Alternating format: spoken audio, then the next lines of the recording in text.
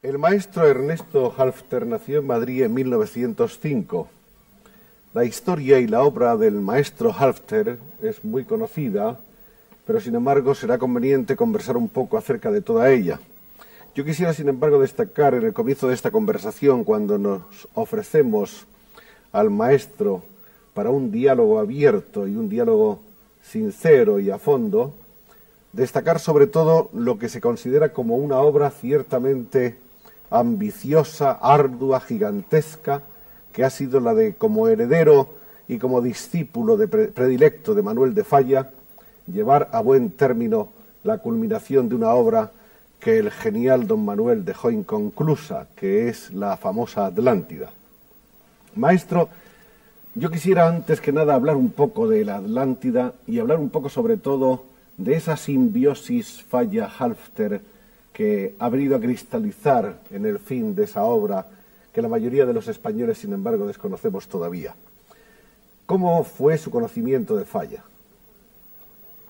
Yo conocí a Manuel de Falla a través de el que entonces era uno de los grandes críticos, no solamente de España, sino de Europa, que era Adolfo Salazar. Adolfo Salazar había conocido ciertas obras mías de mis comienzos, naturalmente, entonces era un chico de 16 años, y aprovechando el paso por Manuel de Falla, por Madrid, camino de su Granada, fui presentado a Manuel de Falla y le llevé algunas obras mías de aquel tiempo, entre ellos un trío, un cuarteto, unas obras para piano, de mis primeros trabajos. Manuel de Falla, vi en él inmediatamente con gran emoción un hombre sencillo, muy abierto, dispuesto al diálogo con un jovencito entonces como yo, y me dijo: déjeme usted un par de días que yo le volveré a dar noticias. Con la emoción que te puedes figurar, esperé el paso de esos 2 días y Falla, cumplidor como lo fue siempre, me llamó y con gran sorpresa mía me encontré al final de uno de mis trozos de un trío para violín, violonchelo y piano que había escrito y le había enseñado al maestro.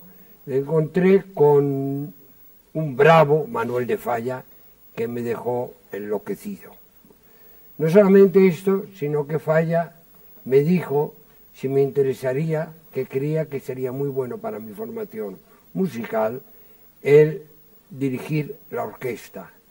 Falla venía de estrenar El Retablo para orquesta de cámara y él tenía la ilusión de hacer una orquesta de cámara y fundarla en Sevilla, ciudad que para Falla tenía una atracción inmensa, me parecía una de las ciudades más bellas del mundo. Casi nació la Orquesta Bética. Entonces allí nació la Orquesta Bética y con gran sorpresa me encontré con una carta de Falla invitándome, un par de días después, para pasar con él una temporada en Granada. Él se ocuparía de mi formación musical, completarla, y nombrándome director de esta orquesta que iban a hacer. Y así fue. Desde entonces fui yo el director de la Orquesta Bética, pasaba temporadas largas en Granada, en compañía con Falla y con amigos de entonces queridísimos, por desgracia desaparecidos, entre ellos, naturalmente, y como no, Federico García Lorca y otros que visitaban semanalmente, al menos una vez. Los domingos invariablemente nos reuníamos, hacíamos grandes tertulias en las que Federico nos daba a conocer sus obras hoy mundialmente conocidas, divulgadas por todas partes, como el Café de Chinita, Los Cuatro Muleros, etcétera. Después tocaba yo y acababa la soirée siempre tocando el propio Falla alguna de sus obras. ¿Cómo tocaba Falla? Falla había ganado ya en su juventud un premio de piano con su obra de concierto, en la que estuvo de contingente con nada menos que con Enrique Granados, que fue un gran pianista. Falla fue siempre un pianista extraordinario. Cada vez limitó más a tocar sus propias obras y algunas obras de excepción.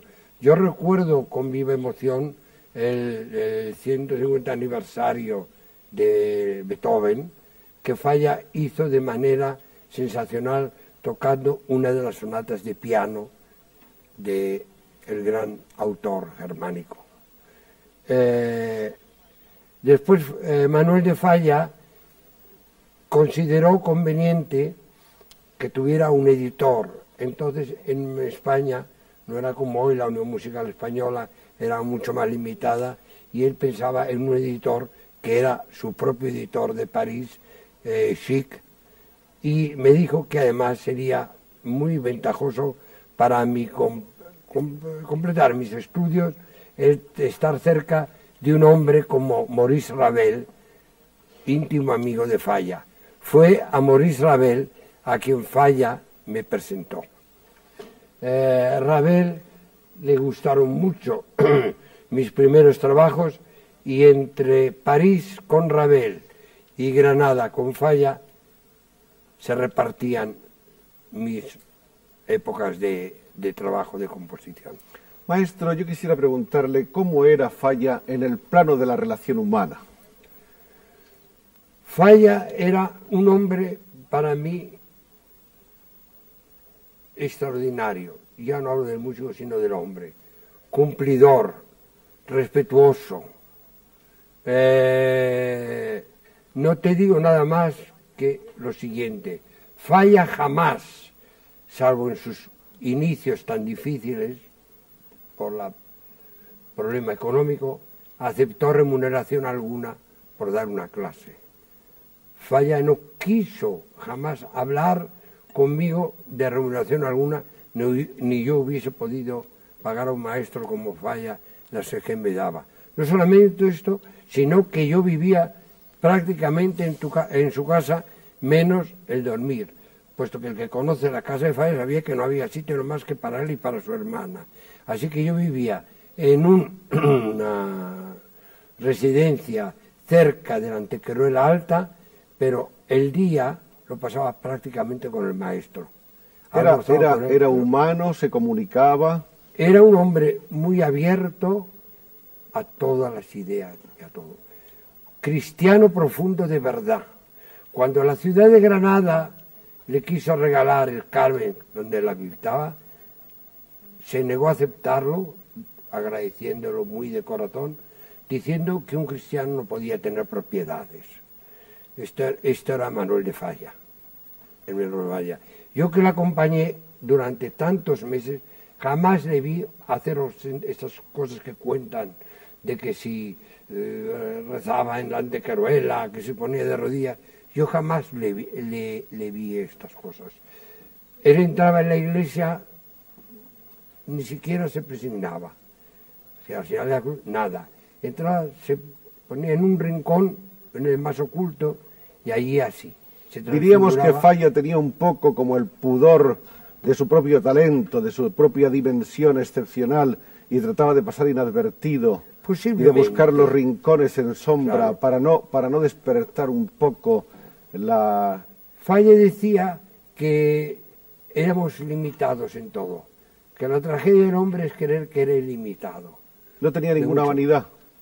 Ninguna. Porque inclusive él decía más una cosa, que la bondad no era una virtud, sino que era un deber. Claro, esto suena muy bien, pero desgraciadamente no es así. Es cierto que una vez estaban ustedes en un teatro donde había que ensayar no sé qué obra, e irrumpió violentamente una compañía de teatro que deseaba el escenario para ensayar. Esto es absolutamente cierto. Era la época heroica que el ensayo general se solía hacer poco antes del estreno, vamos, de que comenzara el concierto. Y interrumpió nuestro ensayo una compañía de comedias que tenía que actuar aquella misma noche. Y claro, había alquilado el teatro y tenía derecho a disponer de la tarde. Cuando vio que estábamos ensayando, pidió que desalojaran la sala. Falla, de muy buenos modales, pidió a esta gran actriz diciéndole que no podía.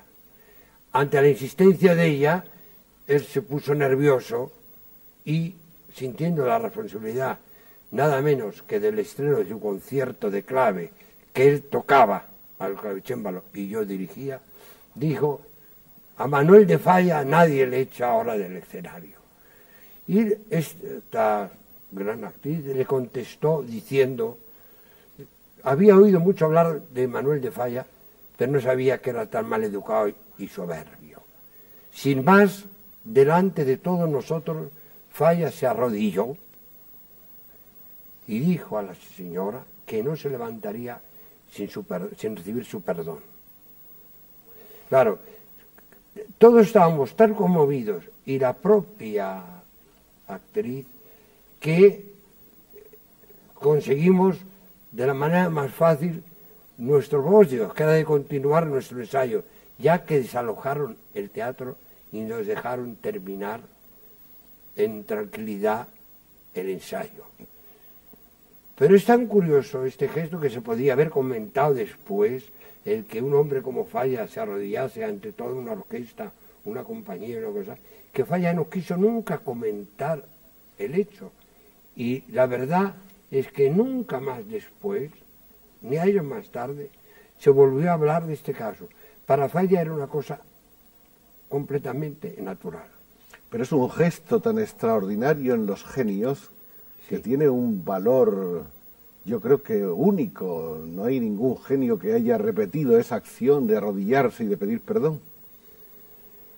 Pues sí, posiblemente. Yo creo que el mundo ha cambiado mucho, pero yo que he tenido, no suerte en todo, pero sí en la de conocimiento de grandes figuras, debo de decirle que creo que en general la modestia ha sido lo que predominaba en todas estas grandes figuras que he conocido.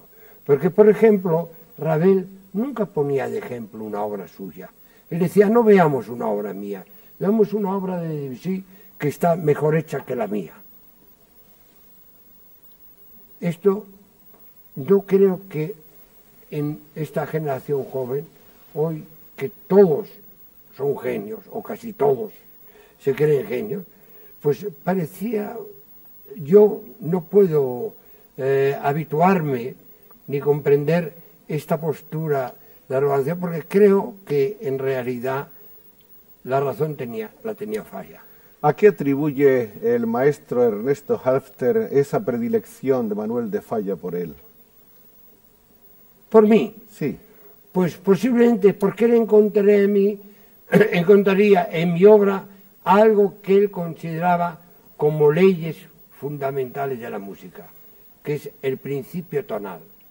Él vio que en mi música el principio tonal existía en obras mejor, peor hechas, de un chico de 16, 17, 18 años, y él creyó posiblemente que ahí encontraría un posible continuador o un posible discípulo en el sentido más profundo de la palabra, de seguir su ejemplo, ¿verdad?, en nuestras propias obras, sin por ello, ¿verdad?, disminuir el humanismo, ni intentarlo siquiera, el querernos separar de nuestro camino. Falla jamás me corrigió una cosa que no estuviese completamente, totalmente hecha. Y siempre, nunca me decía: ¿por qué no hace usted esto? Me decía: ¿qué es lo que usted no haría ahora? Es decir, Falla quería probar un poco el progreso posible que podía haber en nuestra obra.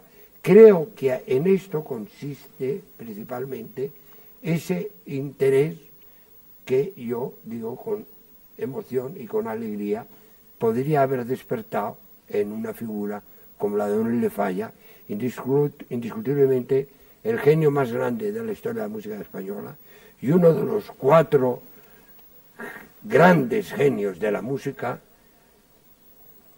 del mundo. ¿A qué otro artista español de cualquier otra dimensión de las artes cree usted que es comparable la personalidad creadora y genial de Manuel de Falla? Sí, yo creo que se podría decir el caso de Picasso, por ejemplo. Pero así como Picasso fue muy discutido y a muchas personas no le cayó simpático, justamente por lo contrario, por su pasión, por su vanidad, Falla conquistaba por su humildad. Falla nos da una prueba clara, indiscutible, de que también por los caminos de la sencillez se puede llegar a cimas muy altas. Para un español de nuestro tiempo, Falla es la esencia de la música española. Debiera ser. Desgraciadamente han venido, digamos, modas lejanas de Centro Europa que han, para mí, equivocado el camino de valores españoles. Pero, ¿qué piensa usted que sentía Falla como español al transportar esos sentimientos a la música?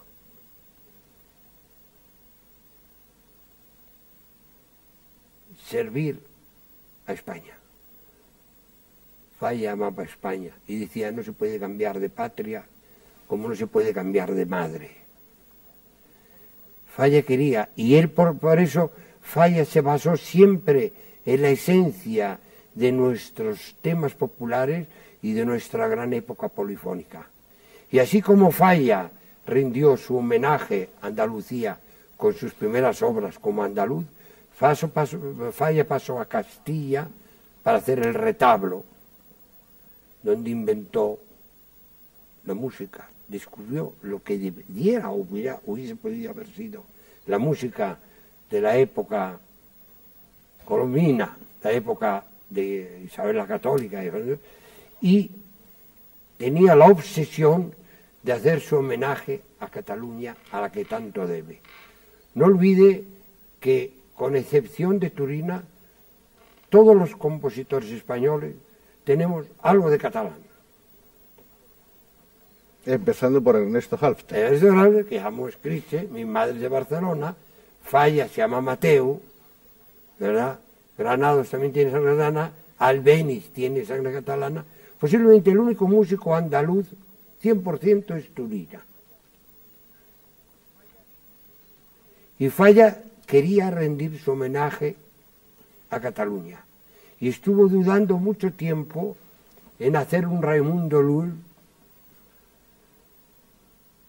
o en Verdaguer. Y fue José María Sert, su gran amigo, el gran pintor, quien más le llevó hacia el camino de hacer la gran cantata de Atlántida, obra monumental.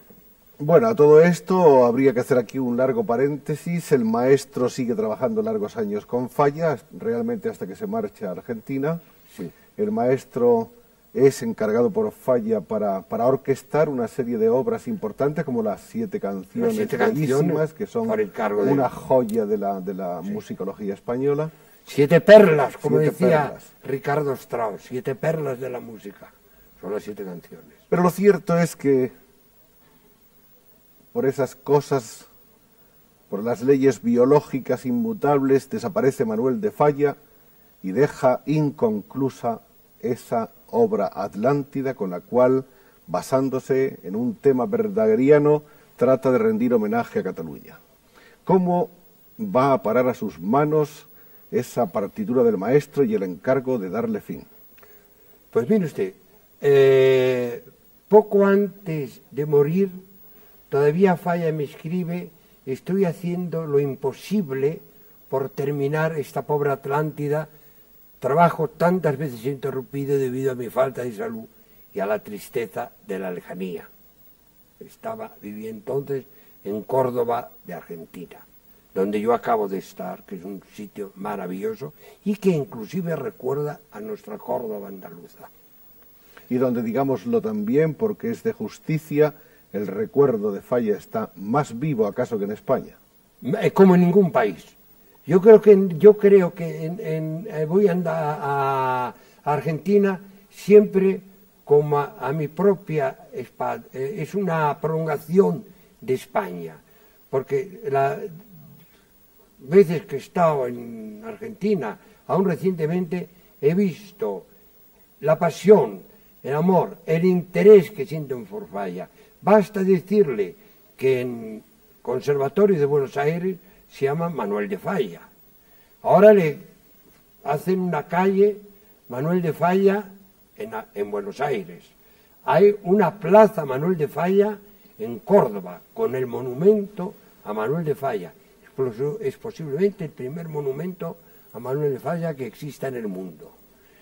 Y la casa donde Falla murió y donde tuve el honor de hablar, hará cuestión de hace un mes, un poco más de un mes, pues es visitado por infinidad, centenares de turistas, no solamente argentinos, del mundo entero, que van a ver la casa donde murió Manuel de Falla.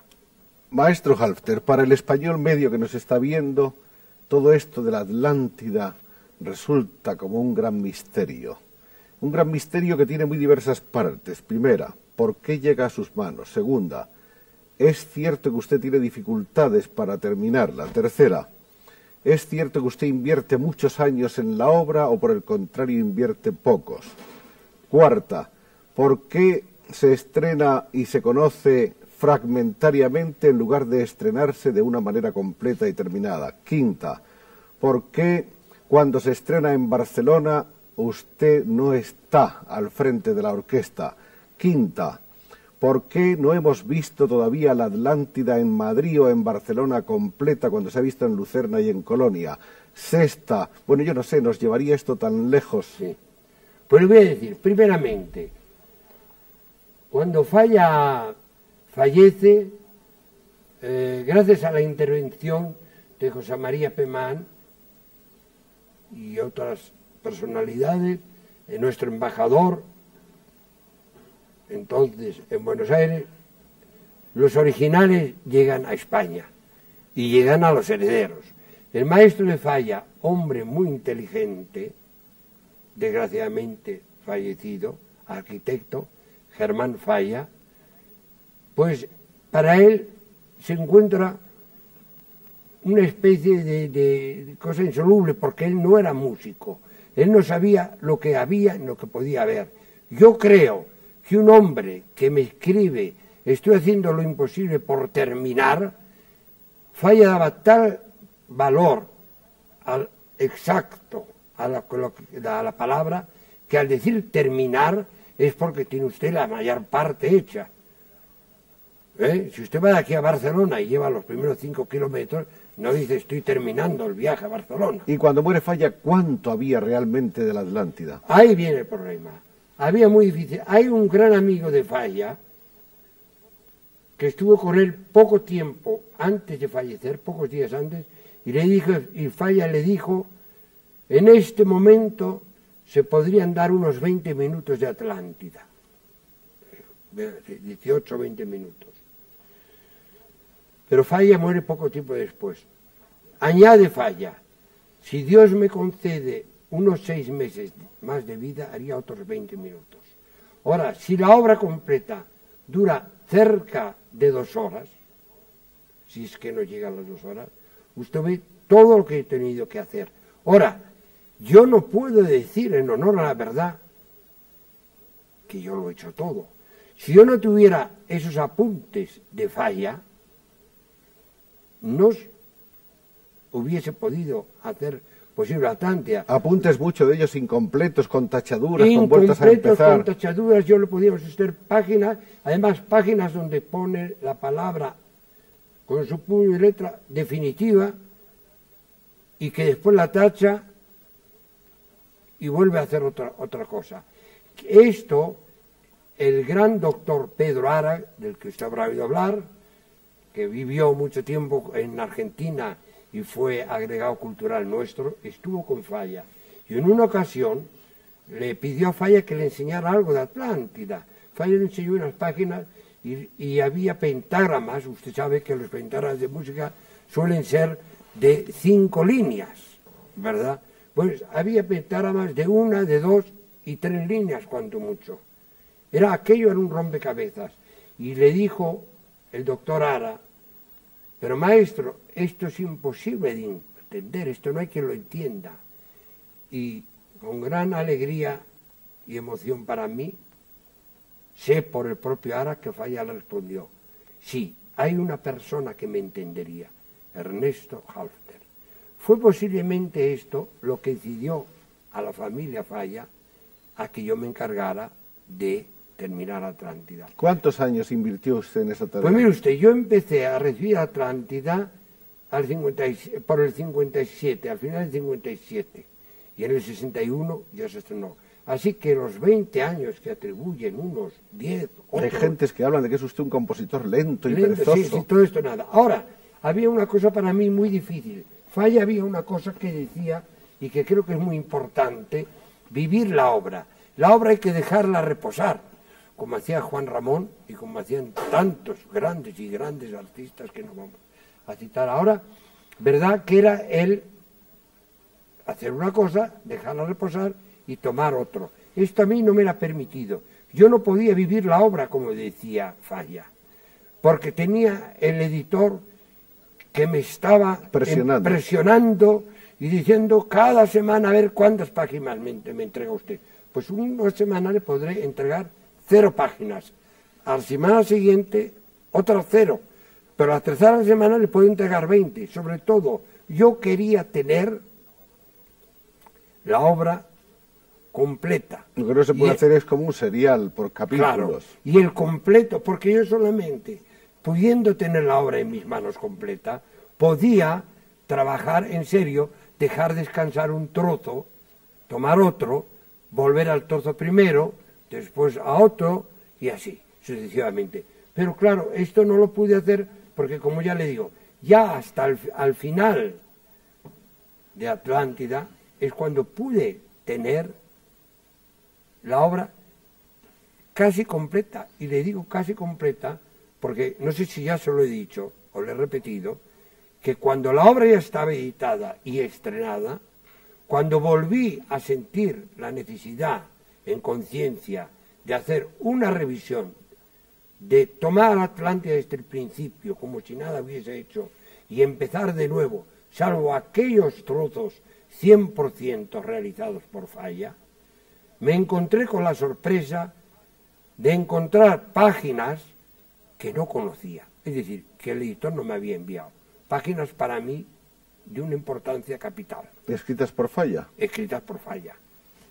Y esto ha sido lo que a mí me obligó, me impuse la obligación contra todo. Eso explica entonces la revisión que usted acaba de hacer ahora. Esto es. Y esto es lo que acabo yo de terminar y que se ha estrenado en Lucerna el 9 de septiembre. Esta es pues la Atlántida definitiva. Sí. Esta es la Atlántida definitiva.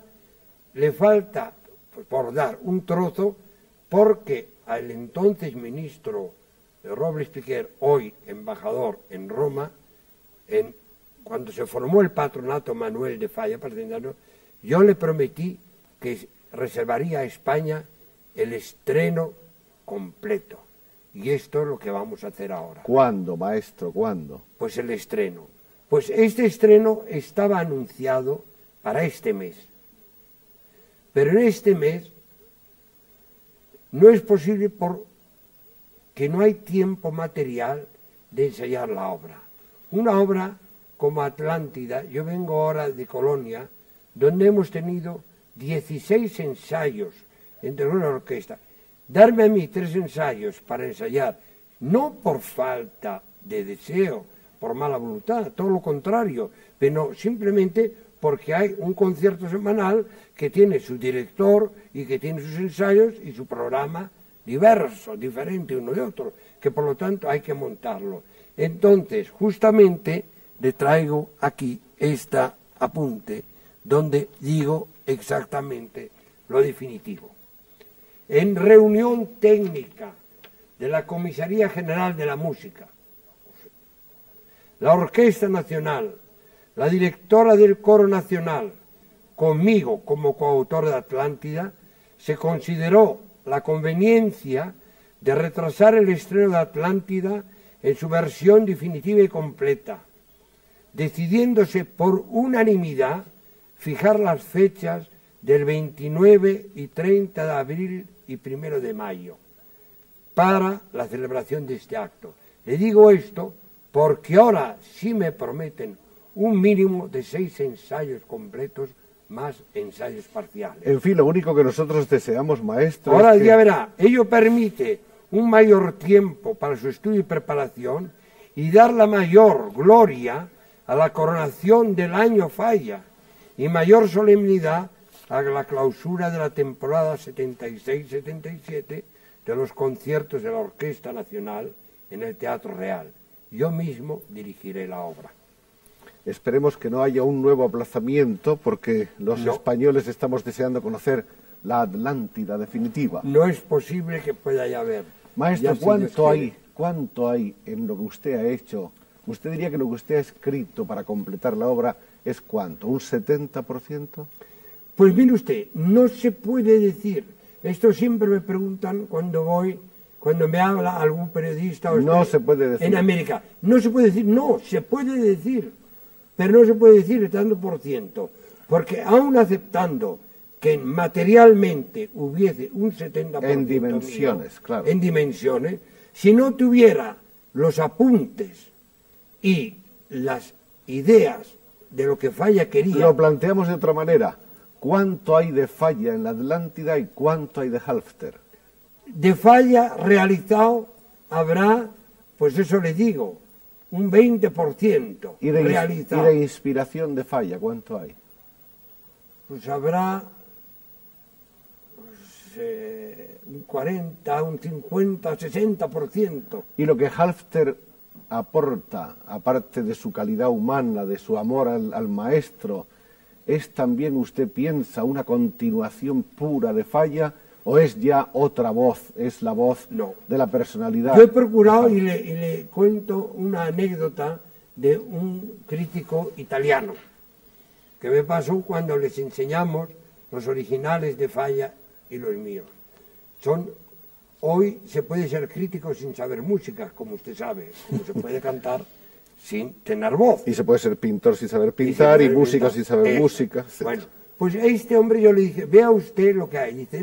Dice, no es posible que usted se asimile de tal manera lo de Falla, la idea de Falla, la musicalidad de Falla, es imposible que no se note la diferencia. Y por lo tanto usted tiene que decirnos cuál es la diferencia. Digo, usted perdón, usted está aquí cometiendo un error. Usted quiere saber lo que hay mío para poderse meter conmigo. Porque si usted dice que no es posible que pueda haber, pues automáticamente, sin que yo se lo diga, usted sabrá distinguir lo que es de Falla y lo que es mío. Claro. Lo que usted tiene es miedo de decir, hombre, este trozo realmente es bello. Aquí se ve a Falla. Y después hay otra parte que también es importante. Que Falla tenía una libertad que yo no tuve. Falla podía hacer lo que escribía, era su obra. Yo estaba sirviendo a la obra de Falla. Yo estaba mucho más ceñido, partiendo de un pie forzado y limitado a hacer lo que Falla, intentar lo que Falla hubiese querido hacer. Así que hay más de un trozo que atribuyen 100% a Falla, que es mío. Y a la inversa, un trozo que dice, esto no suena a Falla, esto puede sonar a Ernesto Halffter. Pues no, pues este trozo es 100% de Falla. ¿Tiene usted un discípulo al que usted quiera mucho, que el día de mañana pueda terminar una obra que usted deja solo esbozada? ¿O es muy difícil encontrar un discípulo así? Es muy difícil, pero se puede encontrar de vez en cuando. Yo que he sido profesor del Conservatorio de Sevilla y fundador, ¿verdad? Puedo decir que es difícil encontrar discípulos, pero tengo una discípula que además, por cosas de la vida, es muy curioso, que no es española, que es finlandesa. Esta chica finlandesa, que es hija del embajador actual de Finlandia en Madrid, que yo los he conocido y además tengo posibilidad de trabajar con ella porque conoce muy bien el castellano, porque su padre estuvo mucho tiempo de embajador en Perú, Yo creo mucho en que esta chica, una obra que yo pudiese dejar mañana inacabada, ella podría terminarla. Es una noticia que nos ha gustado mucho escuchar. Vamos a presentar algunas fotografías de la vida de Halffter, al que vemos aquí con Encarnación López, la famosa argentina, con la que estuvo trabajando algún tiempo. Mucho. Argentinita. Argentinita. Esta es la hermana de Pilar López. Exactamente. Pero también trabajé con Argentina. En esta fotografía tenemos a Ortega y Gasset, a Anser Met, a Elisa Pedroso, S. Estoril, 1942. Ortega, que fue grande amigo mío. Este hombre que vemos aquí al lado de Ernesto Halffter es uno de los colosos del cine, el gran descubridor de Marlene Dietrich y de otros grandes mitos del séptimo arte, Joseph von Sternberg. Sí, señor. Esta es una fotografía histórica, es la del entierro Aquí estoy yo. de don Manuel de Falla. Aquí estoy yo llevando uno de los que les pone. Y en esta otra fotografía, en el estreno de Atlántida en Barcelona, noviembre de 1961, al cual cosas de este país inclemente para con los propios hijos de esta tierra, el maestro Halffter no fue invitado. No, a Barcelona fui invitado, pero no a como intervenir. Espectador. Como espectador. Aquí está con a Victoria Madrid de ni Los siquiera Ángeles fui invitado. y con el rey Humberto de Italia.